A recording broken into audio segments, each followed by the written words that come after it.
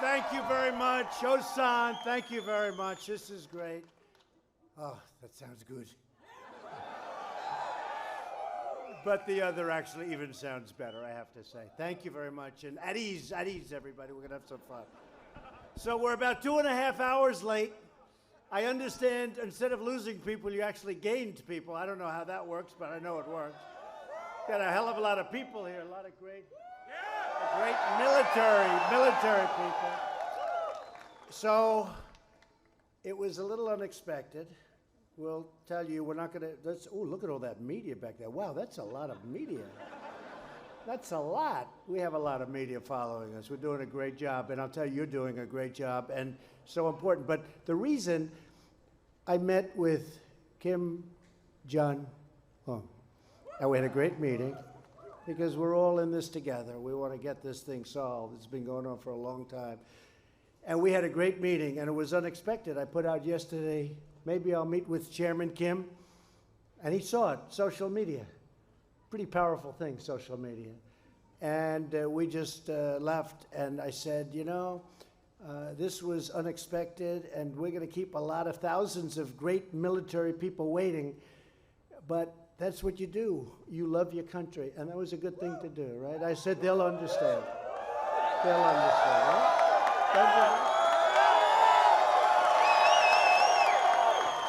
I said, they'll understand. So I'm thrilled to be here this afternoon with the very heroic men and women of the U.S. Air Force, Korea, and great place, great country, beautiful country, and I've toured it all. You know, someday I'm going to get back home, too.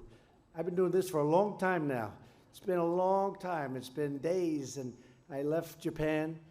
I met with every leader, presidents, prime ministers, dictators. I met them all. And our country's doing well. You know, our country's probably never had a better economy than we have right now. Never had. We're doing great. And it's nice to know you're doing. You know, you're fighting. You're great people. And you're fighting hard, and you're just your presence. You have a presence like no other.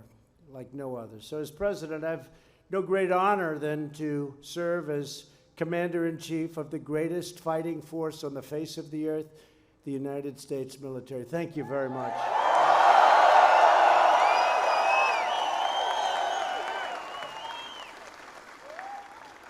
So when I met with, as you know, President Moon also, we just, in fact, he just called me again. He's so happy. He's so thrilled. And we met at the DMZ, and it was something incredible. I got to see the DMZ. I got to see a lot of your fighting comrades, and we talked to them. In fact, I gave one little speech to a group of guys. I gave another little speech to a group. Then I met with Chairman Kim. Then I came out. Then I met with President Moon. Then I gave another speech to a group of guys, and now I'm giving a speech to a big group of people, and a good-looking group. But it's really we had a very productive meeting. I outlined the incredible prosperity that awaits North Korea when this whole thing gets settled. They've been talking about this for a long time, but that's a country with tremendous potential. And I've had a good relationship with Chairman Kim. You know that. You see what's happening. It's been a lot different. They were giving us a great briefing right at the DMZ, and they said it was so different before we had the meeting, the big summit in Singapore. It was different. It was really hostile. You understand it better than anybody. It was really hostile. And since our first meeting in Singapore, we got along. We had a great kind of feeling. And when you go back home, you'll see it tonight on television. You'll see it wherever you see it. Today, there's so many forms of looking at things, it's hard to believe. As soon as you pick one, another one comes up, and the first one is obsolete. But whichever way you look, you're going to see some really nice sights. I actually stepped in with Chairman Kim. I stepped into North Korea. And they say that's a very historic moment, and I think it is a historic moment, and a very good moment. And he asked me, would you like to do that? And I said it would be my honor, and we did, and we went over the line and turned around, and everybody was so happy. And many people, I noticed, from Korea were literally in tears, crying, because it's a big thing. It's a big thing. And we're now going to work on something. We have a tremendous team of people that know how to do this, and we're going to put them in charge. And Secretary of State Mike Pompeo is here. Where's Mike? Is he here? Where is he? Where's Mike? Where's our Secretary of State?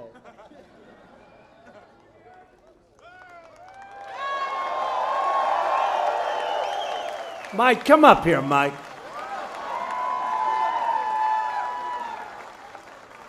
Come up, Mike. And you know who else I have? Has anyone ever heard of Ivanka?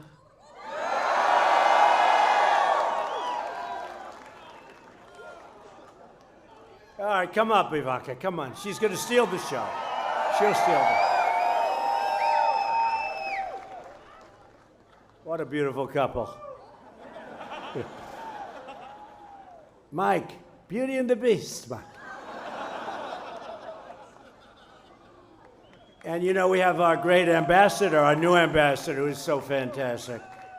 One of the truly great admirals became Ambassador Harry, so thank you very much, Harry. You're right over here. Thank you.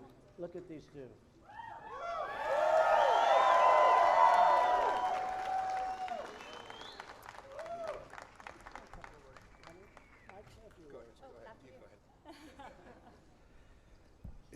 It is great to be with you all. It's wonderful to get a chance to see such wonderful fighting men and women. Thank you for what you do to serve America each and every day. Bless you all.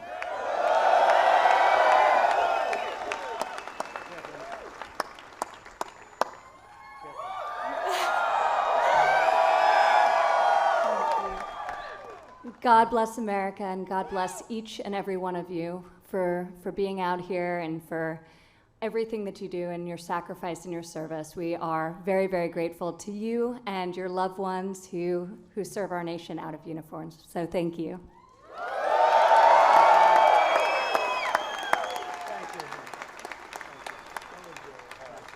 Thank you both. They made the trip with me, and we spent a lot of time. Tremendous, actually a tremendous 3 days, and it never ends. We have to work hard. We're catching up. A lot of things could have been done over the years, and they weren't done, and we're getting them done. We're getting them done for you. We're joined today by some of the tremendous military leaders that have helped in that process of success. General Robert Abrams. Where's Robert? Abe. Where is he? And you know that great Abrams tank is in his family, named after his father. Did you know that? It's pretty impressive. And his father was very proud of his son. Thank you very much. Thank you, General. We're very proud of his son. He knew from the beginning his son was going to be a winner. And Command Sergeant Major Tagg. Sergeant Major Tagg. Where the hell? Boy, he's got such... You know, they say, don't name his last name, sir. Nobody wants to hear it. They just say, Sergeant Major Tagg. Where are you? Boy, this guy's a legend, I'll tell you. No last names. I know people like that. Lieutenant General Ken Cruiser Wilsbach. Where's Wilsbach? Thank you. And Command Chief Master Sergeant Phil Hudson of the 7th Air Force. Where's Phil? Thank you, Phil. Lieutenant General Michael Bills. Michael, thank you. And Command Sergeant Major Jason Schmidt of the 8th Army. Thank you. Major General Bradley James and Sergeant Major Michael Saucy Doe. Saucy Doe, right? That's good, yes? Thank you. Brigadier General Otto Liller, fighter. Command Master Chief Petty Officer Stephen White, Special Operations. And Command Master Chief Petty Officer Chris Detge, Naval Forces Korea. Detchi. Where's Chris? Where are you, Chris? Hi, Chris. I especially want to thank Colonel John Gonzalez. You know Colonel John Gonzalez? Supposed to be a tough cookie and a winner. And Chief Master Sergeant Adam Veazey. Adam. Thank you, Adam. Finally, we're pleased to have with us several of our friends from South Korea this afternoon. General Che. Where's General Che? General Che. Thank you, General. Great job. Deputy Commander, Combined Forces, and I want to thank, I hear you're doing a hell of a job, Lieutenant General Hong Song Chin and Chief Master Sergeant Yi Sung Il of the Air Force Operations Command, and I hear they're very tough. Are they tough? Yeah, they're tough. That's great. To all of the service members from U.S. Forces Korea, today I'm here to tell you that 330 million American hearts beat with the gratitude for your selfless service. We're also joined by many amazing military spouses and families. Those families and those spouses, they keep you going. You wouldn't be the same without them. We know that, right? Sometimes we don't want to admit it. We never like to admit it, do we? But it's so true, right? That's right. Right there. He's pointing. That's right. America is forever grateful for your service and for your devotion. With us today is Master Sergeant Cole Waterbury and his wife, Jamie Waterbury. Where are you? Where are you? Where?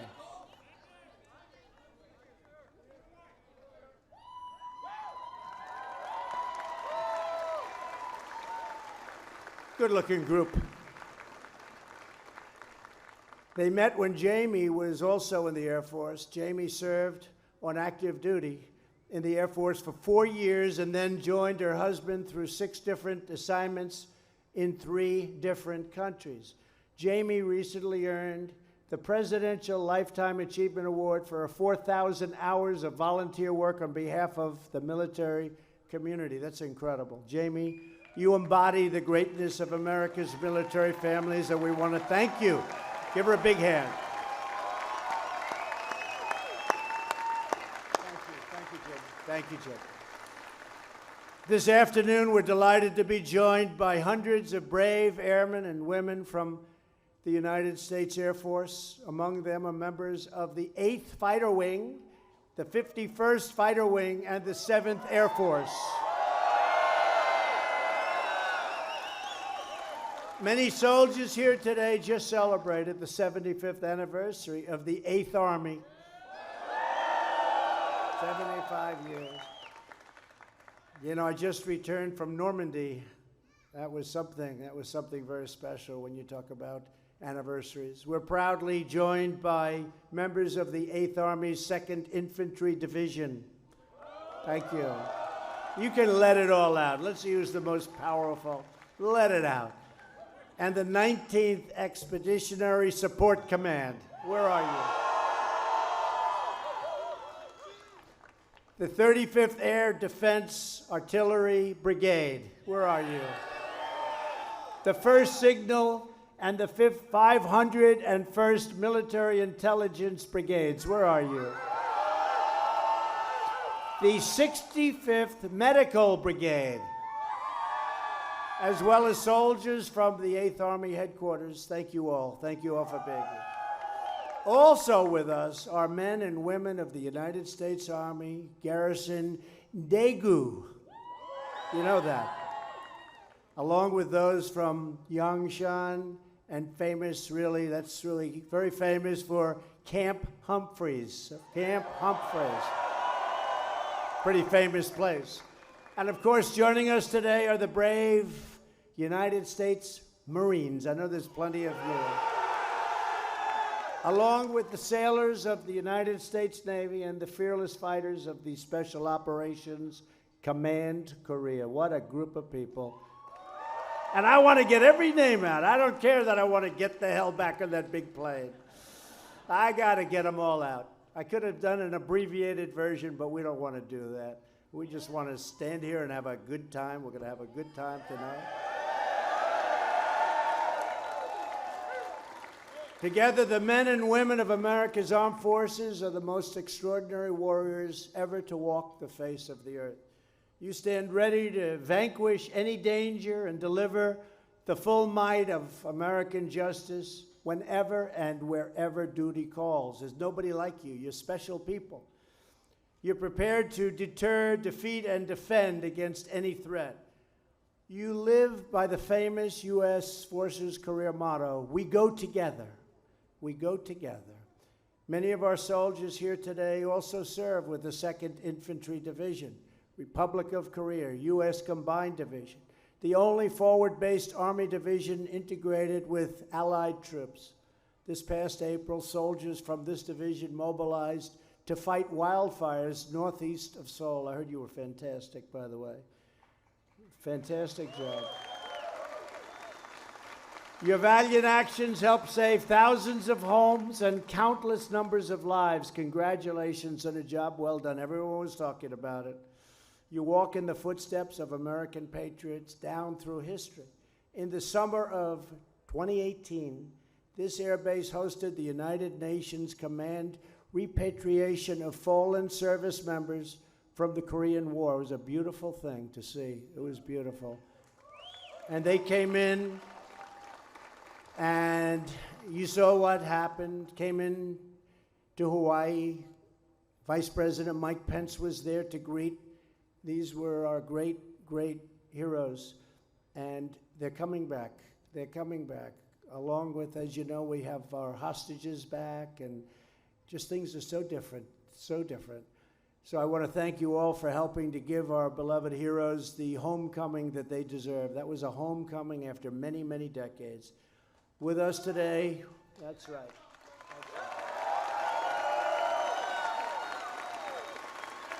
With us today is Master Sergeant Hunter Lindblad of the 7th Air Force.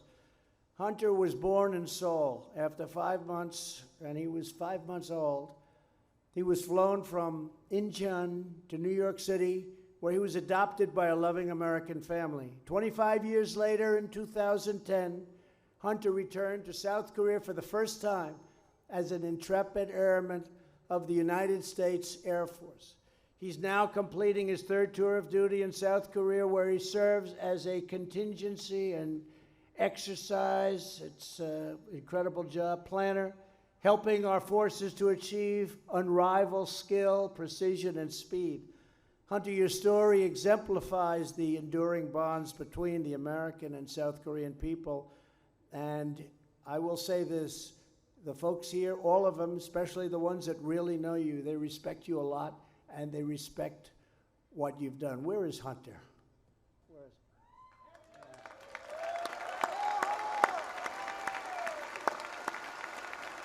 Thank you, Hunter. Thank you. Also here today is Air Force Captain Jin Lee. Jin spent his childhood outside of Pohang, South Korea. At age 13, he came to the United States, became an American citizen, and after college joined the United States Air Force. When he was a child in South Korea, Jin heard stories about the righteous might of American warriors, and he liked those stories. Captain Lee, now you are one of the heroes defending our nation, respected by all. You make us all proud. Where are you?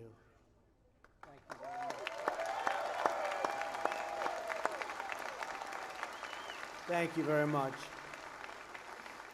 The service members here at Osan have served all over the world, including in Iraq and Afghanistan, and in our campaign against the bloodthirsty killers known as ISIS.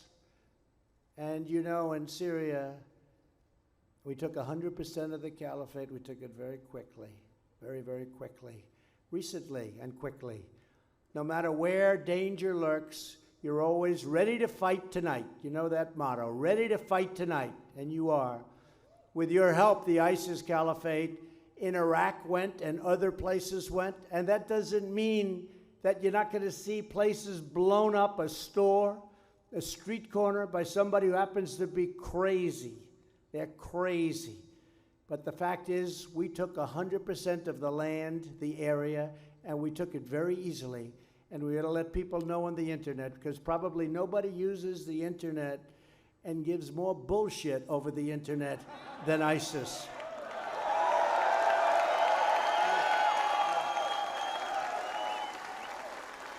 Few people use it better. Let me thank every warrior in the audience who served that righteous mission. You really were fantastic, and you are fantastic, and we all salute you. Thank you very much. Our nation will never forget the sacrifices of every American service member here today and those stationed throughout the world. No force on earth can match the courage, the spirit, virtue, the grit of the American soldier, sailor, airman, Marine. Under my administration, we've made historic investments in our military with $700 billion with a B dollars last year. And this year, think of that, 700, you know what 700 billion is? But you needed it. We were getting depleted. You people know it better than anybody. The planes were old, the equipment was old. This year, $716 billion fully approved, ready to go. We're giving our armed forces the resources.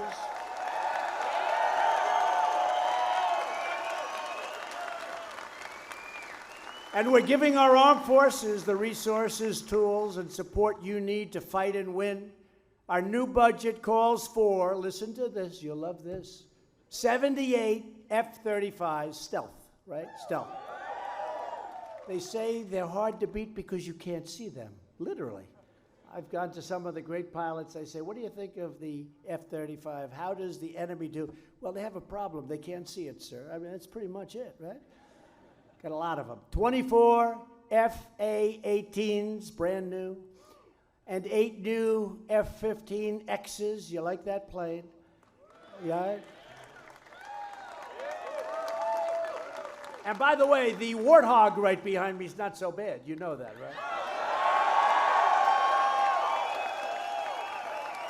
I've got more people asking us to keep the Warthog. Look. No, they say it's sort of running out, but we're fixing up, you know, we're going to keep them as long as we can. But people love them. Are they that good? Senator Martha McSally flew Warthogs. And every time I see her, she said, please don't let the Warthog go. It's just a very great machine, and we're looking at ways that maybe we can keep it around a little bit longer. It also asks for our budget 146 cutting-edge Black Hawk and Apache helicopters, 165 improved Abrams tanks. You hear that, General Abrams? Abrams tanks. Best tank in the world, and so much more. In the next year alone, we want to buy 12 new warships, including an aircraft carrier, 3 advanced submarines, nuclear versions only, 3 guided missile destroyers, icebreakers, frigates, you name it, we're buying it.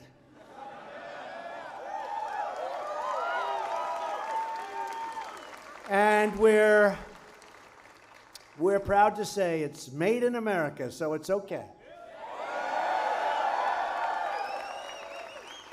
We want you to have nothing but the very best equipment. That's what you have. Look, it was depleted. It was sadly depleted. Some of your planes, you knew better than anybody. You'd have to go into the graveyard in the desert where they keep the old planes and look for parts and try and scavenge parts. It was ridiculous. It was ridiculous. I heard stories where the grandson of the people that flew a plane when it was new, they're still flying the same plane. Not anymore. You have hundreds and hundreds of planes coming in. You have great new equipment. Very shortly, we will have the most ready, the best. We already have the best military in the world, but we're going to have it at a level that we've never been at before. Our equipment, whether it's the missiles or the planes or the ships or the equipment for the soldiers, it doesn't matter. We have the best, and we had the budget to do it. And that wasn't easy because I will tell you, this is not a political speech, but the Democrats were not going to give it to you. That I can tell you. They weren't going to give it to you, folks. They weren't going to give it. They want open borders and the hell with the military. That's not good. But you don't have to worry about that, do you? We never had it better. And you know, one thing I didn't mention, you also got very nice pay raises for the last couple of years. Congratulations. Oh, you care about that. They care about that. I didn't think you noticed. Yeah, you were entitled. You know, it was close to 10 years before you had an increase. 10 years. And we said it's time. And you got a couple of good ones, big ones, nice ones. And you love what you do, but it's nice to be well compensated. You must be armed with overwhelming force. You have to be, especially in this world. We're living in an incredibly dangerous world. And, you know, hopefully when we build this military and we have it so strong, it's getting to a point now where it's going to be at a level that wasn't even close. Hopefully we never have to use it, you know? But by having it and having this tremendous strength, it's much more likely that we won't have to use it. So we're doing that, and we're very proud of all of you. No one ever stands a chance against the mighty Stars and Stripes, and they never will. We're going to keep it strong, and we're going to keep you happy, and we're going to have the best equipment, and there'll never be anything like what we're doing. Thank you. We're also investing billions of dollars in upgrades to our missile defense system. And I understand that our 35th Air Defense Artillery Brigade is with us. Where are you, folks? So you're happy about that, right? You see the difference, is that correct? You see a lot of money coming in and a lot of great stuff. We're totally revamping and improving, and in some cases getting brand new nuclear weapons. Never want to have to use them, but we have the best in the world, the most in the world and the best in the world, and they're being upgraded very substantially, and in some cases we're getting brand new. Never want to use it. Our greatest asset, our most powerful weapon, will always be you. No matter what we do, it's always going to be the American warrior, because there's no warrior like you. No one is tougher and no one is braver. You're beloved by our citizens. You have no idea how much our people love our military. And I can say it too, law enforcement. They love our law enforcement. What they go through, what the law enforcement, Border Patrol, ICE, our sheriffs, our everybody. These are great, great people. You are great, great people. You're feared by your foes, and you're respected by all. You are so respected, and I just want you to know that. Sometimes you don't hear that. You don't hear it enough. You are totally respected. And I can tell you there's nobody that respects the military more than your president, Donald Trump. Nobody. Nobody. With us today is a perfect symbol of the endurance that we're talking about, Staff Sergeant Timothy Dishanet. Where's Timothy? Timothy. Hello, Timothy. At the age of 19, Timothy was diagnosed with cancer. After recovering from surgery and going into remission, Timothy decided he wanted to join the military. He found an Air Force recruiter who helped him enlist, and he's now served with distinction in the Air Force for nearly 7 years, and he is a tough, strong guy. Staff Sergeant Dishanet, your strength is an inspiration to all of us. I want to just tell you, great job. He was had a really big problem, and he beat it. That was a tough fight. That was a tough battle. Congratulations, Timothy.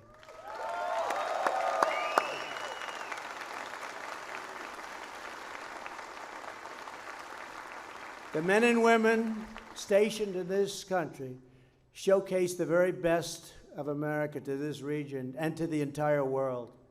And they watch you and they look. I told you, I got back from Japan. They're watching you. You have some folks over in Japan, your friends, your brothers, your sisters. They're incredible. They're incredible. But you inherit a military tradition defined by the timeless values of loyalty, honor, courage, and patriotic devotion. You carry on a priceless heritage of warriors who have always risen to the challenge in America's hours of need. We've had tremendous hours of need, times where it looked like it just wasn't going to happen. And that's when our military always stepped up and just decimated anything in front of it. You're writing the next chapter in a legacy passed down from generation to generation, from Concord Bridge to Bellawood, to Battle Green, to the Battle of the Bulge, and through all 243 years of glorious American liberty. When I return home to the White House, I will celebrate Independence Day with a special salute to America on our National Mall, July 4th. I hope everybody can be there. It's going to be big. We're making it especially big because we're more proud of our country today than we have been in many, many, many decades. I want you to know that as we pay tribute to armed forces this July 4th, we will be thinking of you, the brave service members far from home, preserving American independence and all of that American great feeling of independence, and defending our great American flag.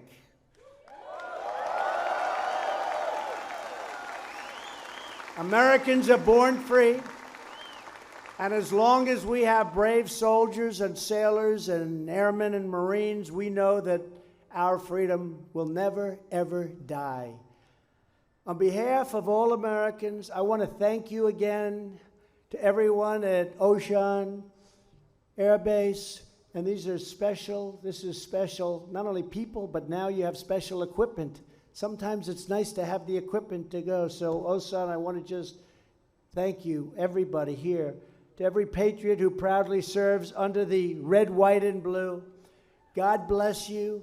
God bless our military. And God bless America. Thank you all very much. Thank you.